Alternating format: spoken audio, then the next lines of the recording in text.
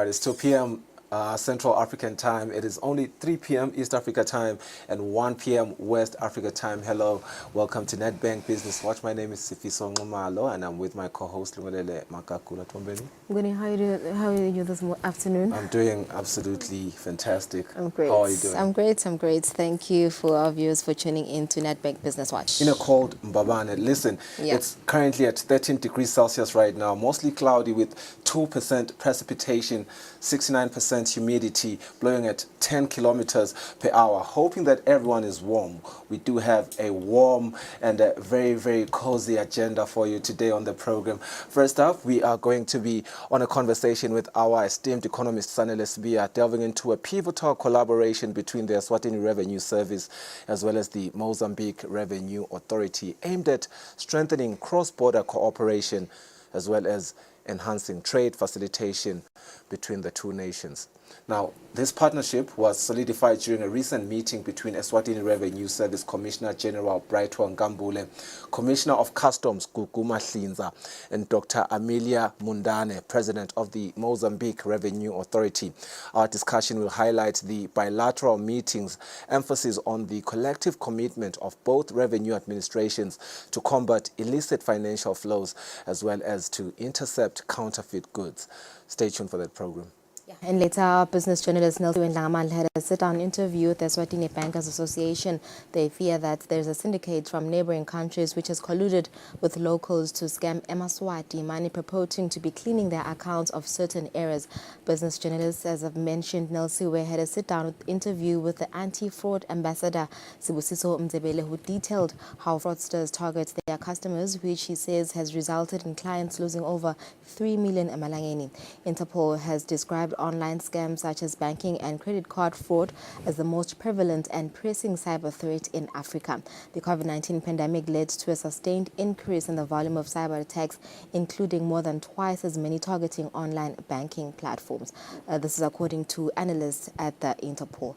The Eswatini Bankers Association is a crucial organization because it focuses on partnering towards a strong financial sector that supports economic growth by encouraging efforts to minimize fraud. Stay tuned for this interview. And on our last segment, Nozibusiso Dembe will give us an analysis of today's financial markets. For now, let's go straight to business news.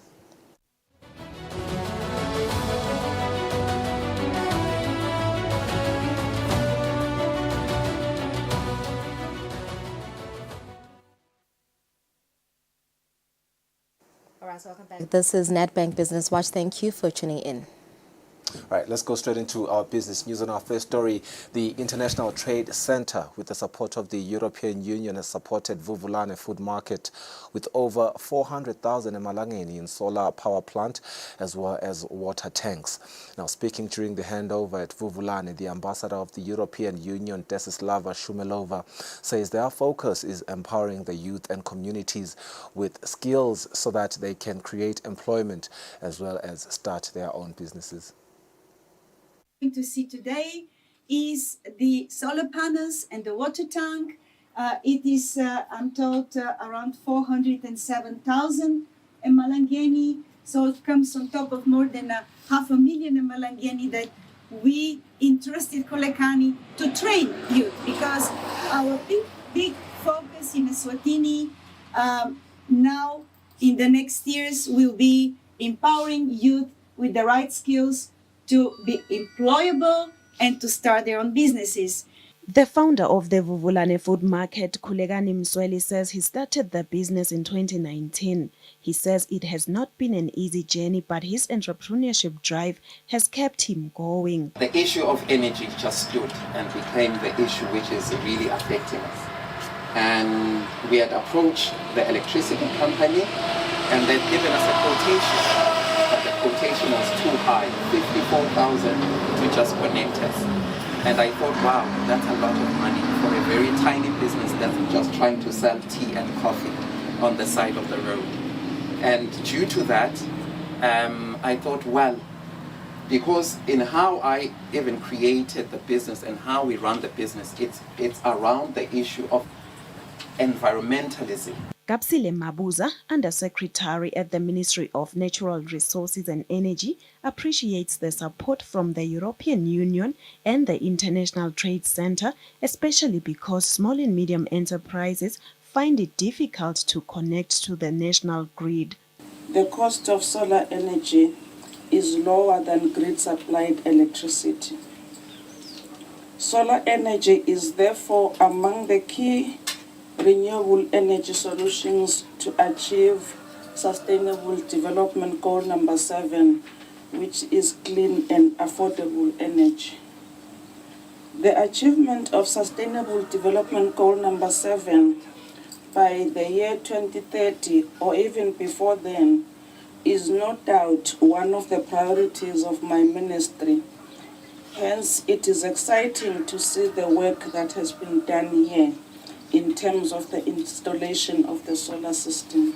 Kapsile Mabuza, the Undersecretary Technical at the Ministry of Natural Resources and Energy, appreciates the solar support from the European Union and the International Trade Center, especially because small and medium enterprises find it difficult to connect to the national grid. Piliswa Dlamini, a promotional officer from the Ministry of Commerce, Industry and Trade, says the ministry continues to support small and medium enterprises, stating that the Citizens Economic Empowerment Act is one way to ensure these enterprises grow. For Nedbank Business Watch, Nelson Ndangamandla, visuals from the International Trade Center. And for international story, fast fashion giant Shein is rumored to have made steps to list the company on the London Stock Exchange. It's the latest move for an industry that has been growing widely in recent decades, but so has textile waste as people are buying more and more and yet wearing items for less and less time. Chinese-owned Shein has been growing in popularity with millennials and Gen Z in recent years. The company boomed during pandemic lockdowns and grew to over $30 billion in revenue in 2023. But other cheap retailers have been around for decades. We're talking about companies like Zara, H&M, and Primark, just to name a few. The value of the sector is worth billions and is expected to grow to $185 billion by 2027. Low cost is primarily enabled by globalization. Industries over time have developed specialized workforces in cheap countries and source materials from where they can get the lowest possible price.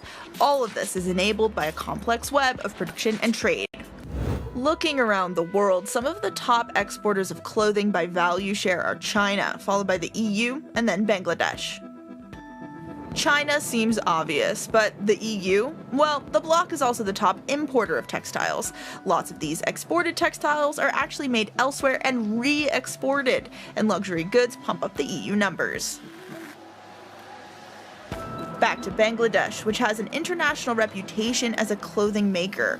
Producing clothes in this South Asian country is cheap, but working conditions can be terrible, with the average salary for a garment worker in that country being just about $100 per month. Minimizing costs by moving around the world to get the best prices, all while taking advantage of free trade agreements. This helps keep prices low and creates, like we discussed earlier, big volumes.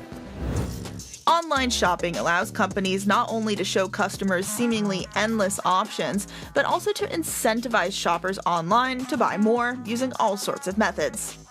Shein adds at least 2,000 new items every day, according to one investigation of the company. Since the latest reports that Shein wants to go public in London started percolating, it appears that the company has increased prices on average on many items, which would boost revenue and profits and could make them more attractive to investors. The US, Germany, and UK are Shein's biggest markets, but across the world, the company has really gamified online shopping. And their cheap and fashionable clothing has gained even further exposure on platforms like TikTok, where so-called hauls are a popular form of content. So, how lucrative is fast fashion, and what are the dark sides?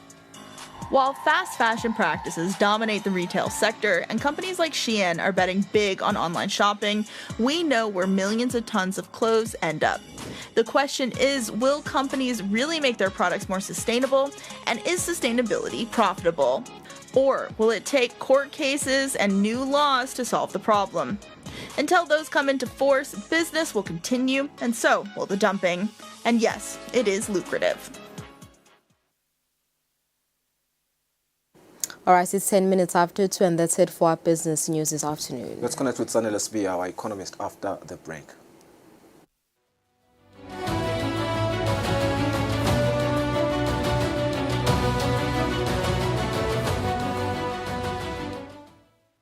Digital helps you make cross-border payments. Human gives you global specialists. Digital allows you to apply for a loan anytime, anywhere. Human connects you to credit experts. Digital puts you in control of your money, while Human connects you to wealth advisors. Digital allows you to freeze, unfreeze, cancel, and reorder your card. Human gives you that personal touch. Digital when you want it. Human when you need it. Get the complete private banking experience with Nedbank Private Clients.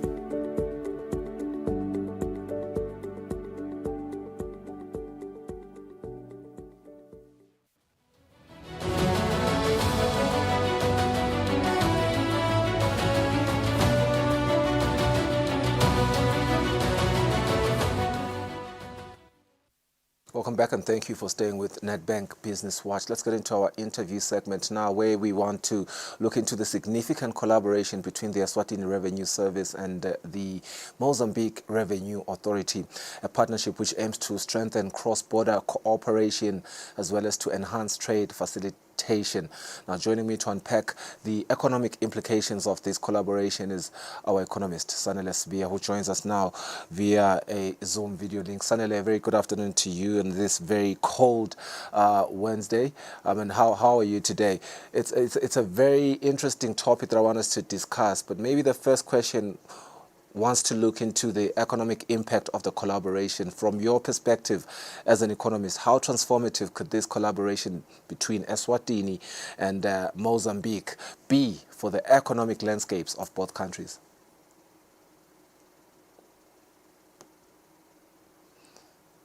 Sorry, Mr. Sbia, I think you may want to unmute yourself there. We can see that you're talking, but we're not really getting what you're saying. Awesome, thank you. Yeah, so, Get you now. good afternoon, Mr. Nomado, and good afternoon to the viewer. So I think one of the things that we need to first start by understanding is basically just to understand the amount of trade that happens between Eswatini and Mozambique. Our export capacity, or our exports from to Mozambique as a country stand at around $61 million US. And Mozambique does actually export around 3.3 million US dollars into Eswatini. So what we are looking at there is we want to see any efforts that are going to improve trade facilitation between these two countries. And if you look at trade between this Eswatini and Mozambique, you can see that it has actually grown at a rate of 1.27% per annum, such that we are now sitting at 61 million in terms of exports to Mozambique, and we are importing roughly around 3.3 million from Mozambique. So what we are looking at in terms of trade facilitation is if we allow for trade to open, and if we can improve, the seamless nature of the to ensure that trade occurs seamlessly between these two countries, you might actually expand the product lines that this Eswatini exports to Mozambique, and also you might expand the product lines that Eswatini imports from Mozambique, thereby and cultivating a beneficial trade relationship between these two countries, where we both benefit from each other's weaknesses and strengths, and also considering that Mozambique is part of the COMESA countries. So I think it is critical that as a nation we seek to find ways that will ensure that we're able to trade seamlessly with Mozambique, so that we also do benefit from the COMESA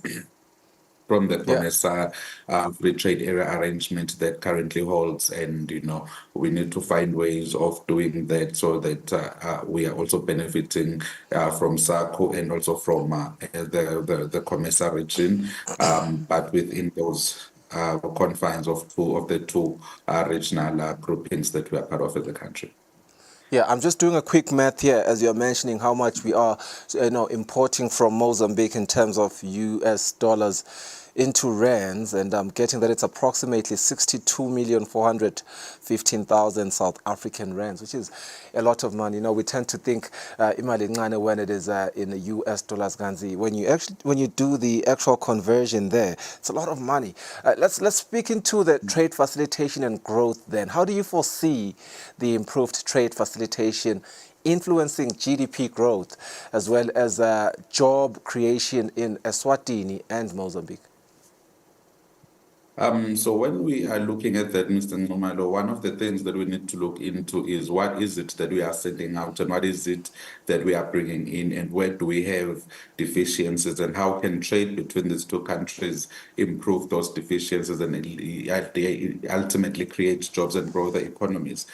So what we are looking at to begin with is the fact that what we are importing from Mozambique is your petroleum-based products, and it is also your electricity. We're also importing a lot of electricity from Mozambique. So growing that scope and allowing trade between the two countries to occur would also result in expanding the product lines. And once we expand product lines, as a country probably would want to go into poultry, would want to go into agriculture. And I've spoken to a lot of business people who want to engage in that type of trade with Mozambique, but because of the border restrictions and quite a number of the trade barriers that are there, it becomes quite difficult. So we find that with trade facilitation, merging and trying to come up with a seamless tax regime at the borders, payment systems, that in a way opens up scope for negotiations into other areas in terms of, how do we then now try to synchronize our phytosanitary requirements in terms of, the health and safety, the health requirements in terms of exporting into a certain country, and then look into how do we open markets that would have ideally been closed. So what then we need to look into, to look at as a country, is the fact that it does expand markets for the domestic economy. So if we can get rid of those trade barriers, or make it easy to trade, even with those trade barriers, what we are seeing again is markets that are going to be opening and expanding, such that we might also want to divert some of the export potential to, say, Mozambique, and not necessarily divert. We might want to grow more and do more of what we're doing, because now there is an additional market that is relatively easier to access. And then also when you look into in terms of what we are bringing in from Mozambique, so we, if you look back in a few weeks when we had serious fuel issues, you found that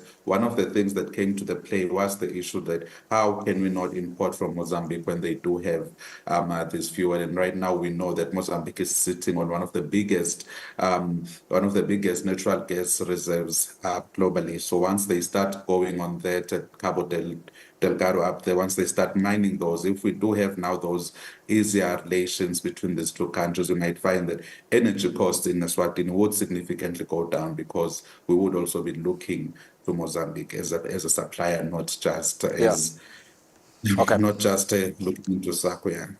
Yeah, that's a promising future. I'm sure every Leswati is looking forward to in terms of focus and ambitions. But at the crux of this collective commitment, so to speak, is the combating of illicit financial flows. And I wonder what the economic implications of effectively combating illicit financial flows and intercepting counterfeit goods for both nations' economies. What is your understanding there? How do you plan to put us into perspective there? So when we talk of illicit flows, that's when you have commodities that ideally shouldn't be coming into Eswatini now coming into Eswatini, or commodities that shouldn't be going into Mozambique. So what that does, it tends to affect the formal economy in both countries, because if, for example, I'm able to bring in a commodity that will not pay any tariffs at the border, they're not going to pay any excise duty. Quite a number of the taxes they're not going to pay. So that means if it then has to now compete with the commodity that entered legally through the formal market, and and now they have to compete with that. So you can see that the one that enters illicitly has actually quite a huge advantage in that they can cut out quite a number of the costs and making it relatively cheaper. So it tends to kill domestic formal industries. So I'm just going to leave it at that in terms of domestic formal industries. But while at the same time, it does also allow for the importation of substandard commodities as well. You know, we've seen and we've had quite a lot of this happening globally, where you find that substandard commodities come in and they get mixed with what is supposedly the right commodity, and eventually it brings about a lot of health issues. It brings about you know, a lot of economic and social issues into the country. So once we're able to close our borders and then be able to ensure that what comes into the country goes through the right channel, pays the right taxes, pays the right excise duties, and then it can compete with commodities that are here, are legally and domestically available. Then what we are seeing there is, yes, you will still have competition within the formal sector, but it's going to be a healthy competition, not a competition where you are competing with a product that can cut you off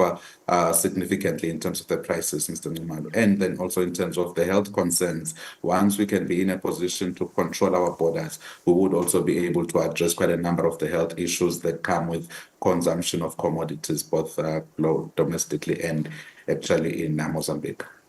I really hope the viewer is appreciating this segment as much as I'm appreciating it, because at face value, when we read about such headlines about collective commitment between two countries, you know, we tend to make our own conclusions, but really there's so much into it. I mean, we've spoken on economic impact on the collaboration, we've spoken to the trade facilitation and growth, combating illicit financial flows. I also wonder, in terms of investment and economic policy, if this partnership could enhance the investment climate in Eswatini and Mozambique, and how might it shape future economic policies? So what we are looking at face value when we're analyzing it is, like I said, it acts as as that first step that says, can we talk? Can we see how best we can trade well between us and Mozambique? It does open those avenues, and over and above, it does open avenues of expanded markets. So instead of focusing on Eswatini markets and South and SAPU markets, you now can find a way of also supplying the Mozambique market. So that also speaks to broadened supply chains for our domestic investors, and also for Mozambique investors who can also take Eswatini as a potential market. And then in the long term, when you think of how much we can improve our imports of energy, how much can, in terms of the gas, in terms of oils, in terms of electricity. So that in the long run, if we have that stable supply chain as a country, that stable energy supply chain as a country, what it then does is, in a way, it acts as a good, it's one of the things that investors look for. Investors want to go to a place where they're going to have good energy, where they're going to have a sustainable amount of energy, so that they are always in production and not taken off of production because of a power cut. And then also, when you look in terms of importing gas from Mozambique, since they're going to be mining and refining just up north, and then exporting into the region, that will significantly lower the cost of energy in the country, making the investment costs a bit lower and then improving margins. So actually, it's one of those relations that we need to start nurturing as a country as we see that development trajectory, and also factoring the fact that the Mozambican economy is amongst the fastest growing in the region, and it is amongst the fastest developing in the region. So that actually tells us that that's a market we need to start looking into now as a country. And these type of arrangements, as a first step, yes, we understand, but we need to then go broader and look into how do we improve our product offerings? How can we make sure that we have this palatable tariff structure between the two countries? And, how do we do that without upsetting SACU arrangements, so that we can extract maximum gains from the COMESA market as well as from the SACU market as a country? Yeah, Sanele, What an insightful discussion this has been. Thank you so much for joining us on the program. Hope that you are warm wherever you are and that you will watch the rest of the show, because after the break, another interesting discussion between our in-house business journalist Nelsiwe Ndlangamandla speaking on the Eswatini Bankers Association, which fears that there is a syndicate from neighboring countries. This is one speaks to that, there's colluded with locals to scam Eswatini. Let's look into it in terms of, what money purporting to be cleaning for their accounts really speaks to this particular development after the break. Don't go anywhere.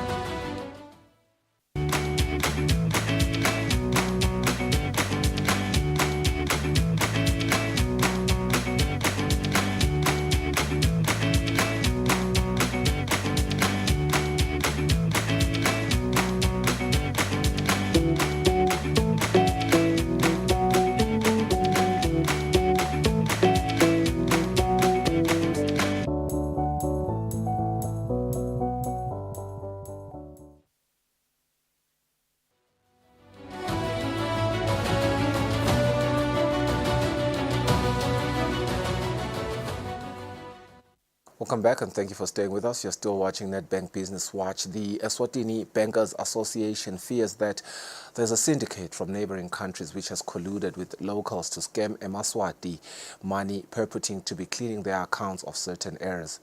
Now, the anti-fraud ambassador at the association, Sibusiso Mzebele, said this when detailing how fraudsters target their customers, which has also resulted in clients losing about 3.1 million emalangeni since June 2023 to June 2024 in about 500 bank scams.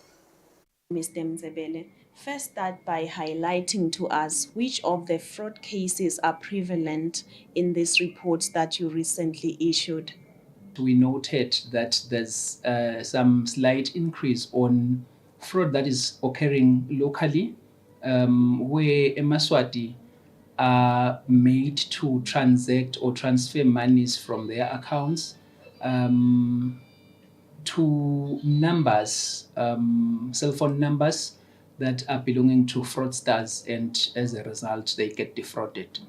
So in the past, we were seeing a prevalence of fraud that was occurring where Swazis would be used to transfer money to neighboring countries as payments for some goods or services that were not delivered. The members of the public will be made to transfer those funds, believing that they are paying or they are making payments of services that they've seen online. But recently, we have seen that it is no more a trend. The trend that is probably affecting them now are funds that are lost to local fraudsters. We can't say it's local fraudsters because the police haven't yet arrested all of them. They say they are syndicates. So we can't really say they are local, but they are operating locally. The reason that we are not certain whether they are local criminals or fraudsters is that such trends were seen in the neighboring countries, particularly in South Africa. So it's now occurring locally, which makes us to believe that it could be probably people that are coming from our neighboring countries who may have recruited locals to operate with them. There is someone at home who's listening to you right now and they wonder, how does this kind of fraud occur? Would you maybe care to explain to us, how do these fraudsters work? How do they approach your customers? What happens is that a client or a member of the public would receive a call from someone who would say he's calling from maybe the cybersecurity team or the police or the bank. They'll say they've noted some fraud occurring in their account or in that client's account, who is the victim, and they'll say, so there's a need for funds to be transferred from the client's account to a certain account or to a certain number, so that the bank would help in cleaning that account, which had been flagged as having fraudulent activities. So in the process, they will say the client should transfer the money. So you realize that it's the client that transfers the money, but under the guise that he is being assisted to clean the account. So what will happen is that you'll get the call from someone who's going to identify himself as probably from the cybersecurity team, and they'll say, we are also having someone from probably the network service providers who would then say, yes, we've noted that there's some activity in your account, so as a result, you would have to transfer your funds into this number. He'll give you the number. So in the process, they'll say, we also work with the police, and someone is going to then say, yes, I'm from the Royal Eswatini Police Services, probably from the financial fraud, the financial and economic crimes unit. So they'll make you believe that this is a team of people that wants to assist you because they've noted some activities, those are some fraudulent activities in your account. At some point, they'll say there's someone from the bank. So you'll believe that these are people that are trying to help you or assist you. In that process, they'll give you a number to transfer the funds. Or what they'll do first is that they are going to ask if you do have internet banking from any of the banks. So once you say, yes, I do have internet banking, they'll say, what are your login credentials?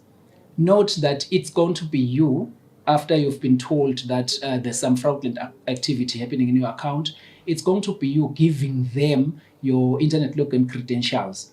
And then once you've given them those login credentials, they will be logging into your account with the credentials that you've given to them.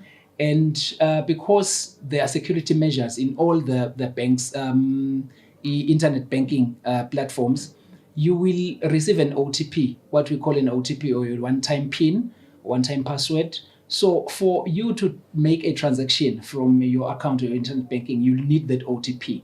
So they will say, because we are in a process of transferring the funds from your account so that we clean it, give us the number that you're going to receive in your phone.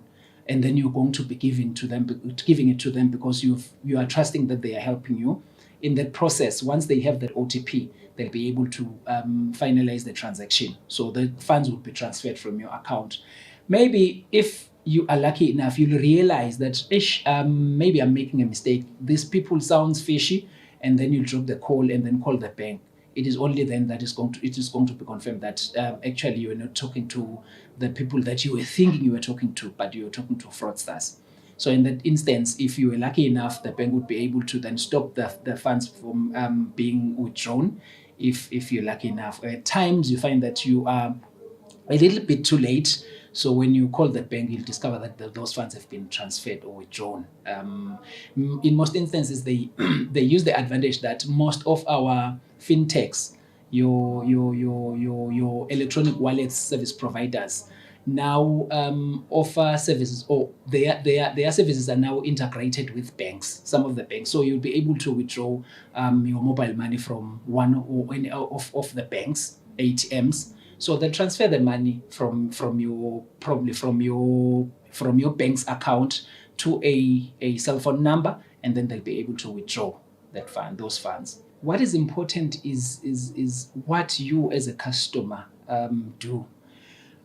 So when banks offer you a service or a platform to transact on, they would have done all within their powers to ensure that that platform is secured, that platform is safe.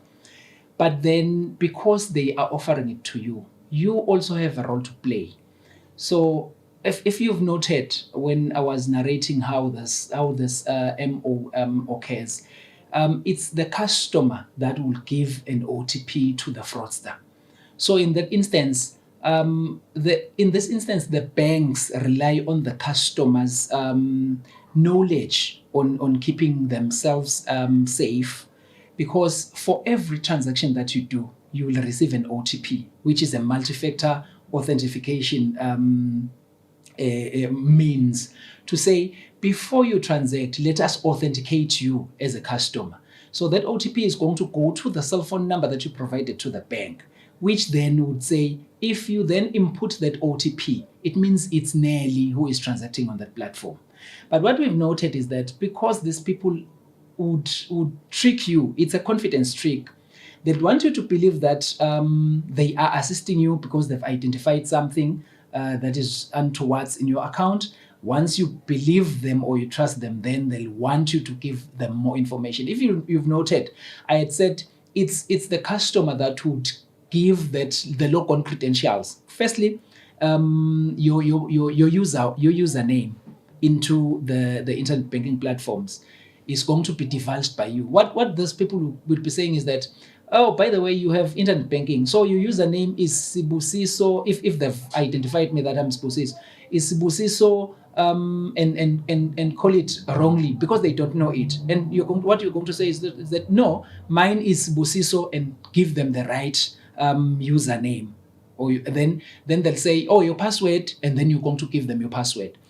I understand, Mr. Mzebele, that you are saying you rely on us as your customers to play our part. But do you think as banks you have done enough to educate customers about this kind of fraud?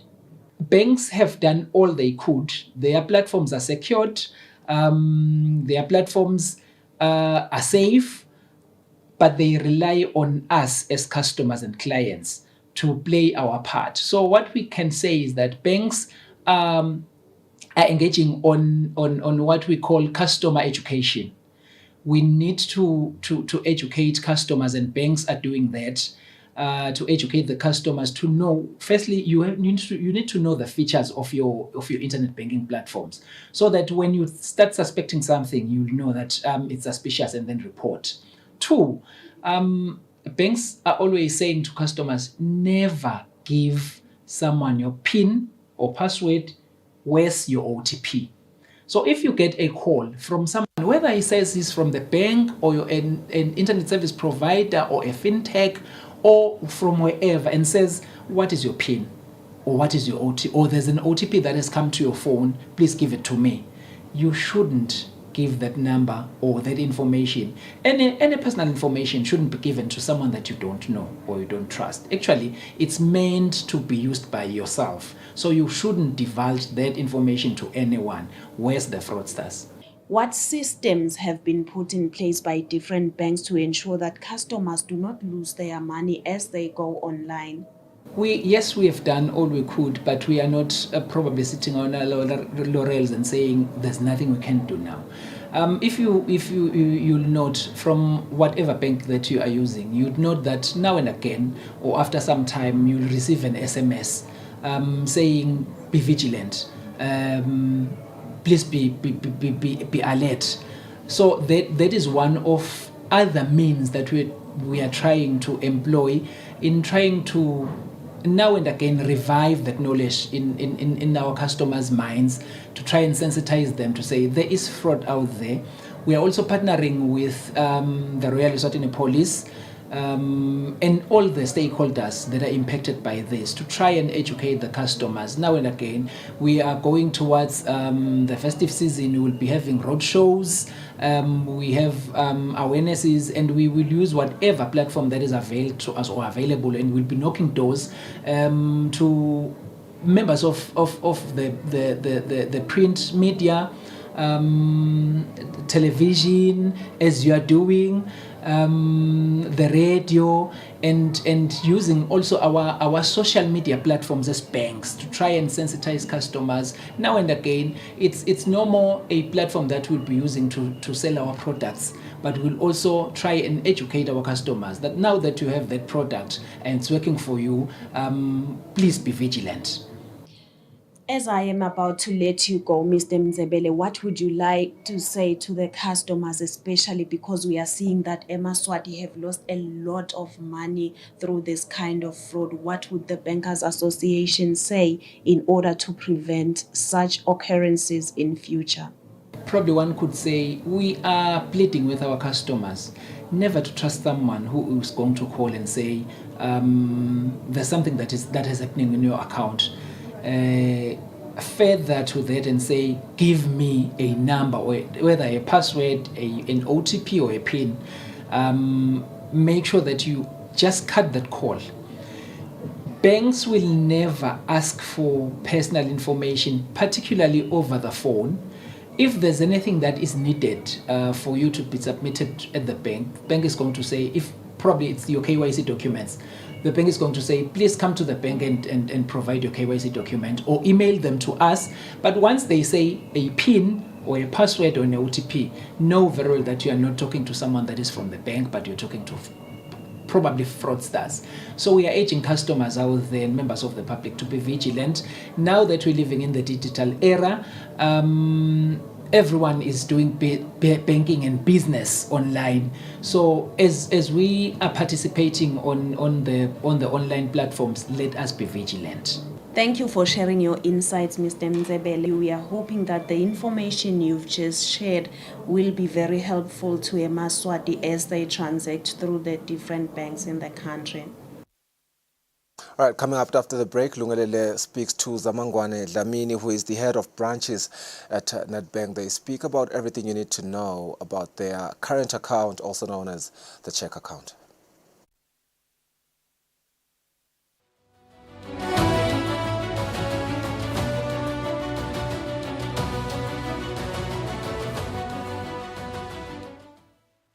Digital helps you make cross-border payments. Human gives you global specialists. Digital allows you to apply for a loan anytime, anywhere. Human connects you to credit experts. Digital puts you in control of your money, while human connects you to wealth advisors. Digital allows you to freeze, unfreeze, cancel, and reorder your card. Human gives you that personal touch. Digital when you want it. Human when you need it. Get the complete private banking experience with Nedbank Private Clients.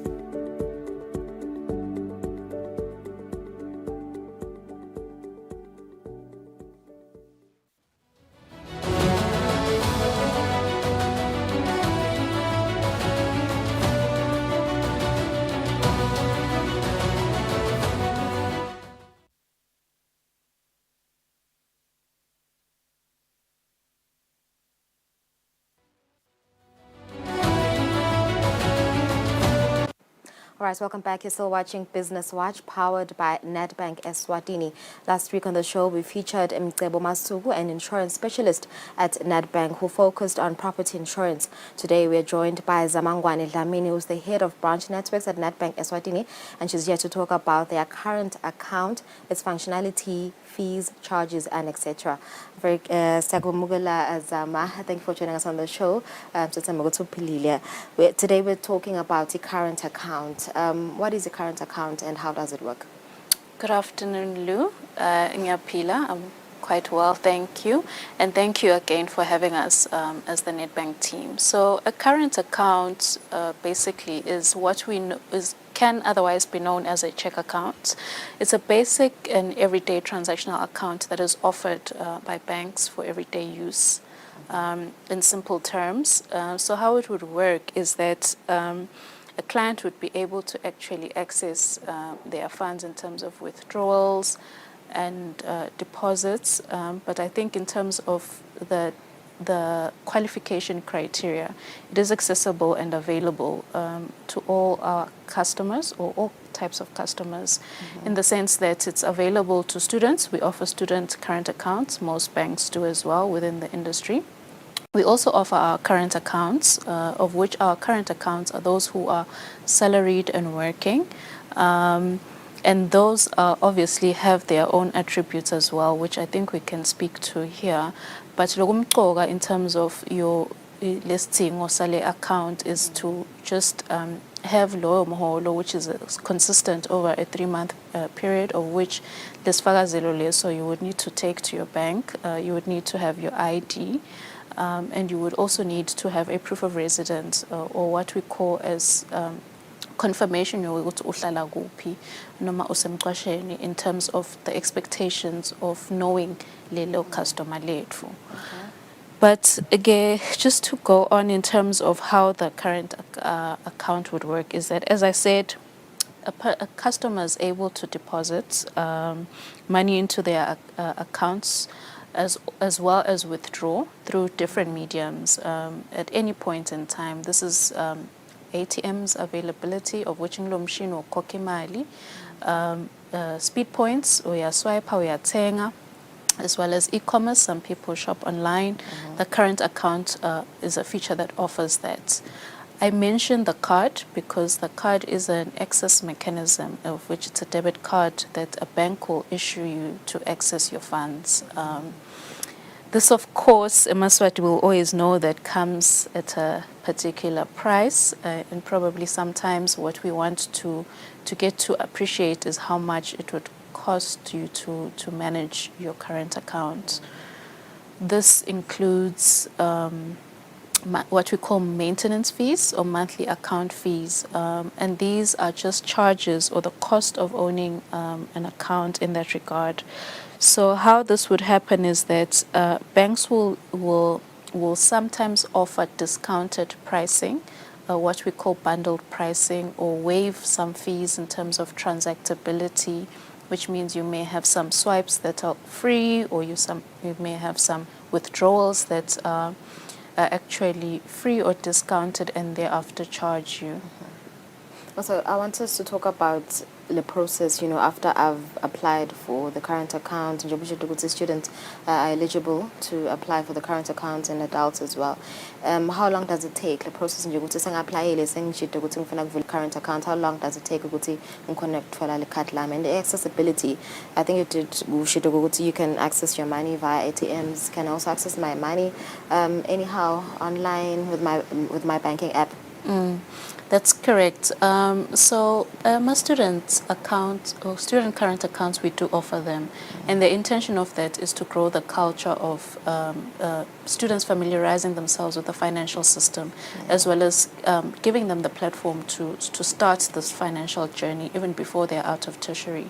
So the sort of documents that we would request or require is this either an acceptance letter or proof of some proof of registration with an institute of higher learning.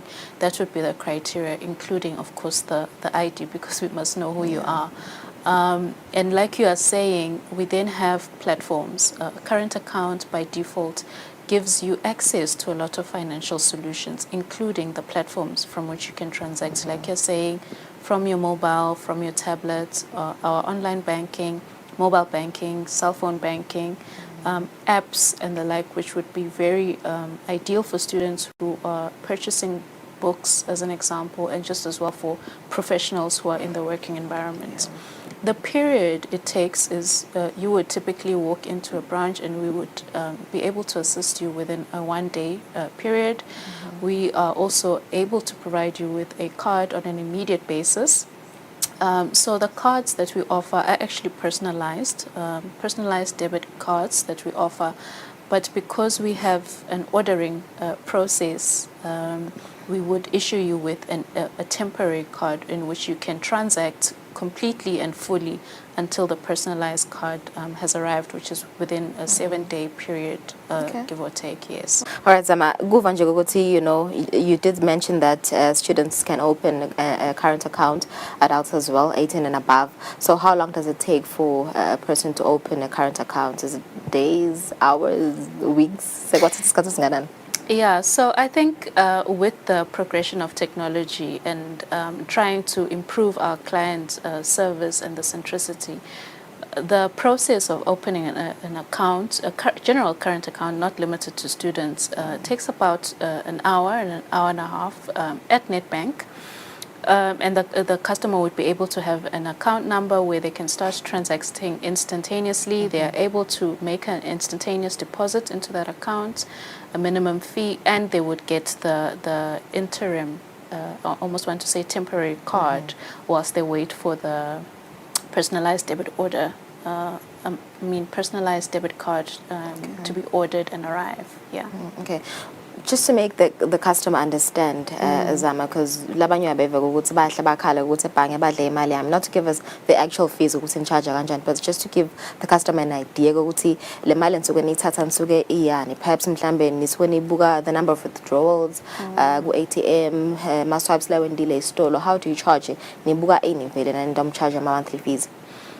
Okay, thanks, Lou. I think e-pricing that banks would apply is typically premised on the account conduct or lama aspirations noma ngendlela lo maintaina ngayo le account yakho. Uma umuntu lotawusebenzisela futhi, you might want to take advantage, or you will be guided by financial experts as net bankers who would guide you into a package that would be suitable for you.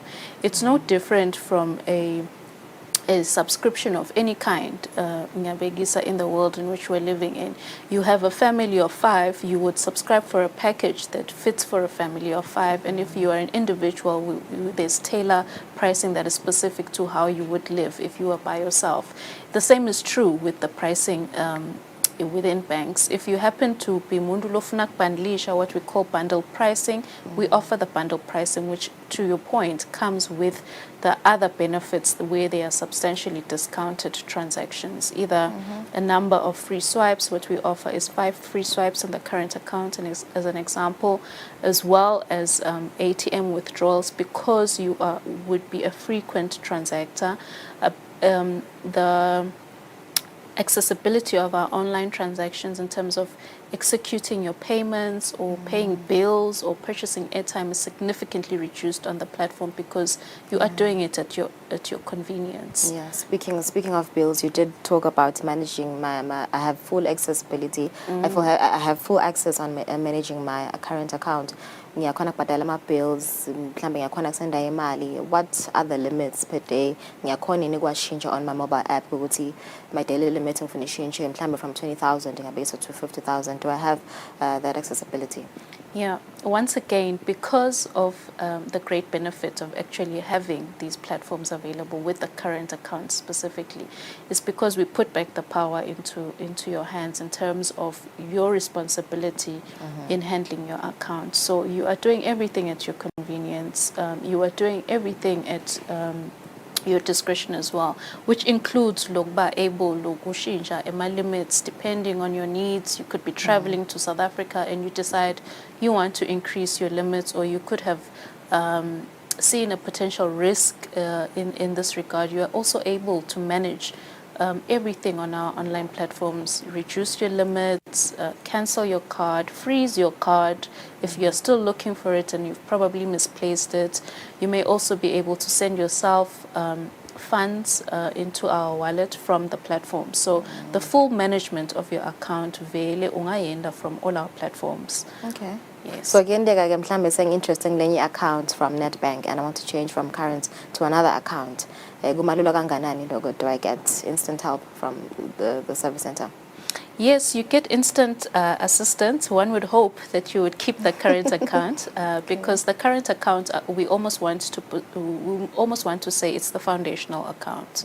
Okay. It really is. It does become a transact account, but of course we offer all types of products and accounts to help you save in terms of our savings types accounts, to also help you invest for long term in our fixed deposit types accounts. But I do believe that we'll get into the further detail of all these types of accounts specifically. You can save for your children as well in that regard, but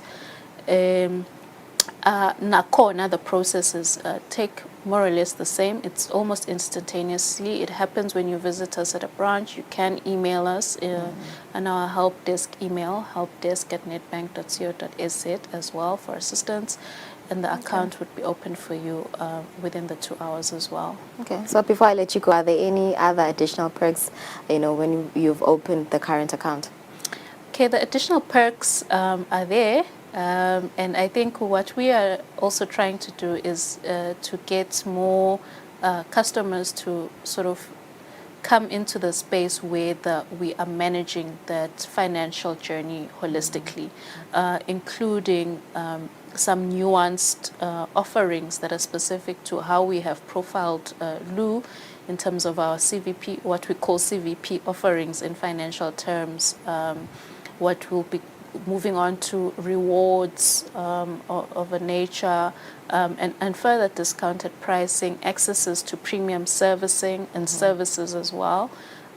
So those would be the enticing things in terms of the transact. But of course, kukhona nalokunye lesahambisana nabo customer ethu la lokhambiselana na the current account, which includes offering loans, instantaneous overdrafts. Mangabe so sembinjini, we can offer you an overdraft over a shortened period. We can offer you a personal account. So yaqala ufuna kwakha, we would offer you a home loan because sesibonile ukuthi i-current account yakho uyiconducta kanjani, and we are qualifier. So ufuna kuthenga imoto, we want to be the ones who are actually helping you purchase this the stream car that you'd wish to get. So those would be the very Additional nice perks, yeah. perks. All right, thank you so much, Zama.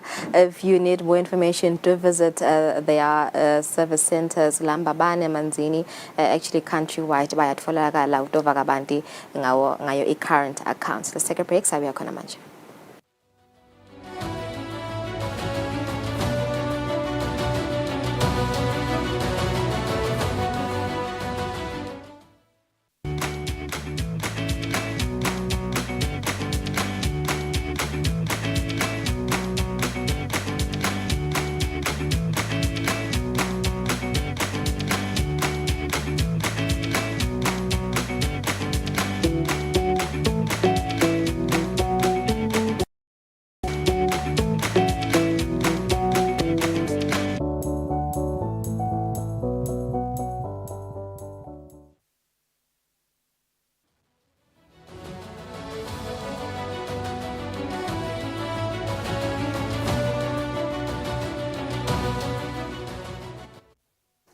Welcome back and thank you for staying with us. You're still watching Nedbank Business Watch, the Wednesday edition. We are with Nosibusiso Dembena, but before that, let me just remind you that what you watched earlier was Lungelele speaking to Zamangwane Dlamini, who is the head of branches, that was speaking about the current or check account. Let's get into today's financial rates with Nosibusiso Dembe. Welcome to the program. Very lovely to have you here. Let's look at the foreign exchange first. We don't have enough time. We are seeing that the rates are down by the 0.66%, and that's the USD SZL. There's also, a decline in major indices. How do you think the upcoming US Fed policy decision today might influence these exchange rates? Thank you, Sviso. So yes, you're right. The rand has been gaining a lot of strength in the past couple of days, and it's mainly driven by the U.S. policy decision that will be made this afternoon.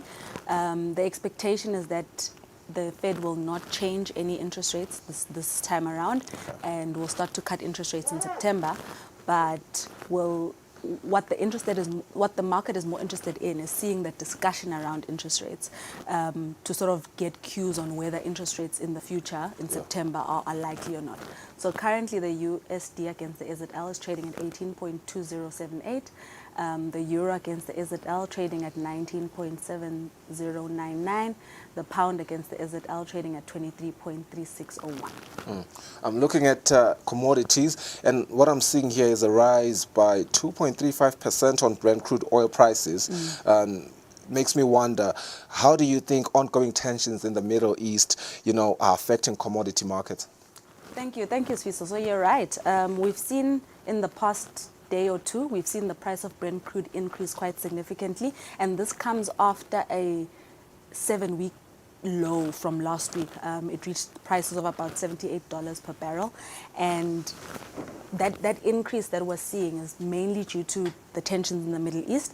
Yesterday, Ismail Haniyeh, who is Palestinian militant group Hamas's leader, was killed in Iran. And this also comes after the the Israeli government announced having killed the militant group's senior commander.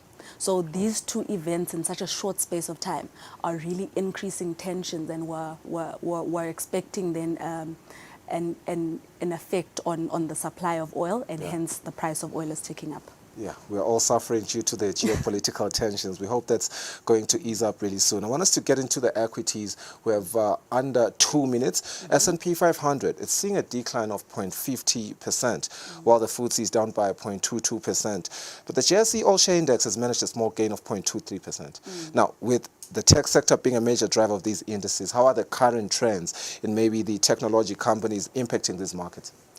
Yes, so especially in the S&P 500, as you rightfully said, the tech companies are a huge player in this decrease. We've seen a lot of tech companies release their financials, and we're expecting more in the week, in the few days to come in the week. And a lot of these financials are coming in a little bit below what the market is expecting. Microsoft yesterday published their financials, and the AI component of their business is proving to not be as positive as the market expects. Not surprised. So the S&P 500 for the past couple of weeks has been decreasing and is continuing to decrease. Yeah. I hope you saw what happened with Microsoft just, was it 2 weeks ago? And the leaks in banks and everything. Yeah, that was quite a tragedy. But thank you, Zibo, for joining us on the program. Really, is this the last time we're seeing you? It is for a while. For a while, for about 2 months. Yeah, let's for say about 2 2 months. Okay, Nosibusiso Dembe, she's been with us for the period of the month of July. It has been really lovely to navigate all the complexities of these indices with her insights. We hope that you will continue to enjoy other programs that Eswatini TV has to offer you today. Otherwise, we've come to the end of the program today. Do stay tuned for other programs. Bye bye. Make better money choices. Choose a bank that takes your money seriously. Business Watch was brought to you by Nedbank.